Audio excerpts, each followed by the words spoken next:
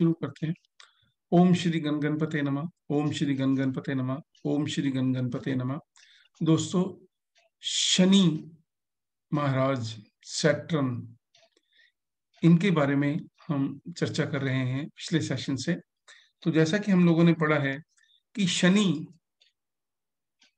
12th house में, चंद्र कुंडली में 12th हाउस में, चंद्रमा के ऊपर से, चंद्रमा के दूसरे घर से, चंद्रमा से 4th हाउस में और चंद्रमा से 8th हाउस में जब शनि गोचर करते हैं तो ये बहुत खराब रिजल्ट्स देते हैं। अब ये भी पढ़ा है कि चंद्रमा से 12th हाउस में जब आए और गोचर के नेटल के चंद्रमा से गोचर का शनि जो है उसका डिफरेंस 45 डिग्रीज रहेगा, तो ये शनि की ढैया स्टार्ट होगी, 37 स्टार्ट होगी। क्योंकि आप सभी को पता है, सपोज चंद्रमा 25 डिग्री पे है एक राशि में, तो जब शनि 12th हाउस में 15 डिग्री क्रॉस कर जाएगा, 20 डिग्री मतलब 45 10 डिग्री क्रॉस कर जाएगा, तब वहां से शनि की 7.5 स्टार्ट होगी। डिफरेंस 45 डिग्रीज का होगा। सपोज आज शनि ट्रांजिट किए हैं नई राशि में, तो उसी दिन से शनि की 7.5 नहीं स्टार्ट हो जाएगी। वो हमने डिग्रीज के ऊपर से देखना है। अब देखिए, सैटर्न जो है, सैटर्न का जो गोचर है, हमने जब शनि के बारे में पढ़ा था तो हमने ये पढ़ा था कि शनि की दशा या 7.5 में उन लोगों को अधिक कष्ट होता है जो तामसिक भोजन करते हैं। जो लोग तामसिक भोजन करते हैं, काम वासना में लिप्त होकर पर स्त्री गमन करते हैं, गलत काम करते हैं और पूजा पाठ नहीं करते, धर्म के प्रति आस्था नहीं रखते। ठीक है। सो अगर कोई आदमी पूजा पाठ करने वाला, धर्म कर्म में विश्वास करने वाला, सात्विक खाना खाने वाला, कोई गलत काम करने वाला नहीं है, तो शनि उसको उतना तंग नहीं करता है।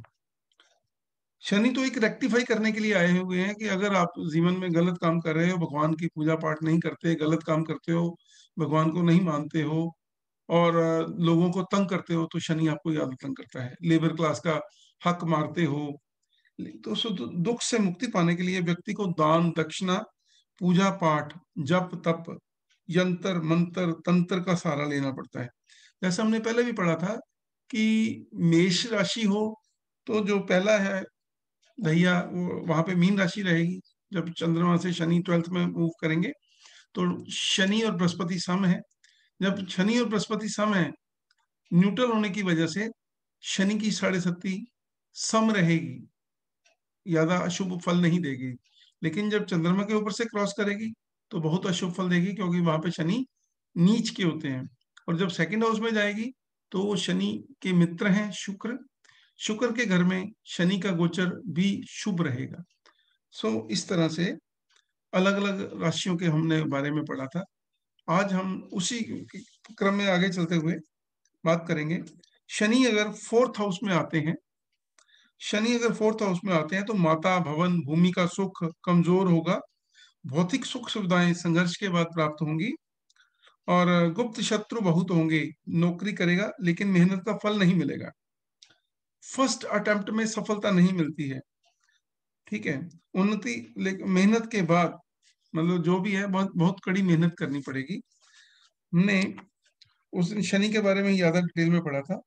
4th भाव में कुटुंब से अलग होना, मित्रों से द्वेष, दूरी, विवाद होना, संदेह बना रहना, तोड़ फोड़ एवं विध्वंसक कार्रवाइयों में रुचि होना, भावनाओं में कमी आना, इमोशंस जो है वो बंदा रथलस हो जाता है जब शनि का 4th हाउस में गोचर करता है। और जब अष्टम भाव में मानसिक प्रसन्नता, कठिनाइयों पर विजय लेकिन संतान बाधा, गर्भच्युति मतलब अबॉर्शन हो जाना, पशु की हानि हो जाना, मित्रों से विवाद हो जाना, फूट पड़ जाना दोस्ती में, चोरी होने की संभावना रहना। और अष्टम भाव जो है वो स्वास्थ्य का भी है, हेल्थ में खराबी आना और स्वास्थ्य में चिड़चिड़ापन आ जाना। चौथा घर, 8वां घर दोनों ही खराब है। अब इसके बाद है 9वां घर।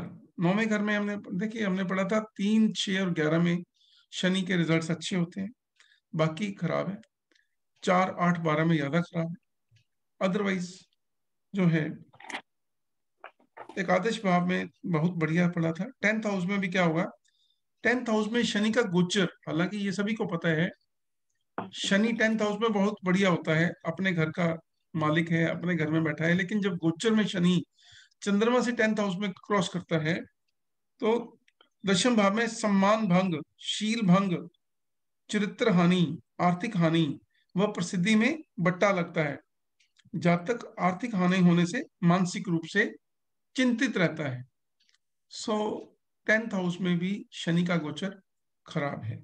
9th हाउस में, 9th हाउस क्या है, शुभ कार्य, शुभ काम, घर में शुभ काम।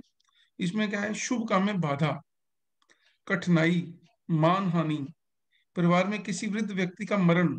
9th हाउस से हम बुजुर्गों को भी देखते हैं। सो दुख, चिंता एवं उद्योग से हानि होती है। सो 9th हाउस में किसी बुजुर्ग आदमी की डेथ हो जाना, 10th में अपनी लॉस ऑफ रेपुटेशन हो जाना, 8th में चोरी हो जाना, हेल्थ रिलेटेड इश्यूज आ जाना। 7th में हमने उस दिन पढ़ा था व्यर्थ में इधर उधर भटकना, मैरिड लाइफ में परेशानी होना, पत्नी से लड़ाई झगड़ा, बच्चों से विग्रह, साथियों से, बिजनेस में पार्टनर्स के साथ लड़ाई झगड़ा। सो 3rd, 6th और 11th को छोड़ के बाकी हर जगह पे शनि का गोचर खराब है। इसी तरह हमारे पास एक टॉपिक रह गया है शुक्र का। शुक्र के बारे में हमने पढ़ा नहीं है ना अभी तक। पहले पढ़ा था सर थोड़ा सा। शुक्र के गोचर के बारे में, गोचर में नहीं, गोचर नहीं पड़ा। गोचर नहीं पढ़ा सर। शनि का सारा क्लियर हो गया है। देखो मैंने उस दिन बताया था जब चंद्रमा से शनि निकलेगा तो विष योग बनता है, विष योग बनता है, आदमी को पॉइजनिंग हो जाना, फूड पॉइजनिंग हो जाना, गैस चढ़ जाना, किसी तरह का, जैसे कोई तेजाबी डालते हैं कहीं पे तो तेजाब का स्मेल चढ़ जाना, दवाई जो खेती में डालते हैं उसकी स्मेल चढ़ जाना, या कोई देखो पेट्रोल गैस के साथ रिलेटेड आदमी को दिक्कत आ जाना, होता है ये। या आदमी कोई जहर खा ले, किसी जहरीली चीज का असर हो जाए, जहरीला जानवर काट ले, किसी तरह का भी विष के साथ रिलेटेड जो प्रॉब्लम है वो चंद्रमा के ऊपर से शनि के साथ होती है। सेकेंड हाउस में देखा था कि पैसे का नुकसान हो जाना, घर में लड़ाई झगड़ा हो जाना, फैमिली में परेशानी हो जाना। हमने फिर 4th में पढ़ा माता के साथ रिलेटेड प्रॉब्लम्स आ जाना, घर में सुख में कमी आ जाना। सो चौपाए जानवर का, कोई ना कोई हमारे ऊपर से निकल जाए, कोई चोट लगा दे, कोई चौपाया जानवर जो है वो दिक्कत कर सकता है। ठीक है। पंचम भाव में भी हमने देखा कि रोजगार में कठिनाइयां आती हैं, मान हानि है, संतान हानि है, संतान की तरफ से बाधा है। तो ये शनि का हो गया। शनि के बाद हम आते हैं शुक्र के बारे में। 1 मिनट रह गया, मैं दोबारा से आपको लेता हूँ। कोई अभी आपका कोई क्वेश्चन है तो इसके शनि के बारे में तो बात कर लेते हैं।